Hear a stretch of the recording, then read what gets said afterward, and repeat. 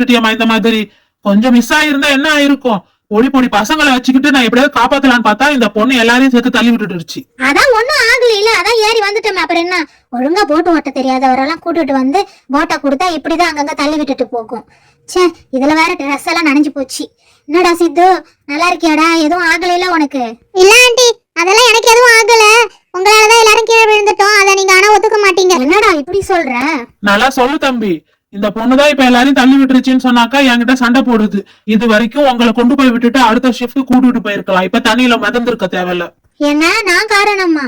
இது வேற, இந்த ஆளுகிட்ட எதையாவது வம்ப பண்ணி வழியில இறக்கி விட்டுட்டு போயிட்டு போறான். அதனால சத்தம் கட்டாம போய் இறங்கிடணும். ஓவரா பிக்கப் பண்ணிக்கிறான் வேற. என்னம்மா ஏதாவது சொன்னியா நீனு? நான் எதுவும் சொல்லல. பசங்களை ஏறுங்க, ஏறி அந்த பக்கம் போகலாம் வாங்கன்னு சொன்னேன் நானு. நைரா ஏறு ஏறு, சோஃபி எழுந்துமா, அப்படியே புடிச்சுக்கிட்டு ஏறி வா போகலாம். சிது இப்படி வாடா. ஐயோ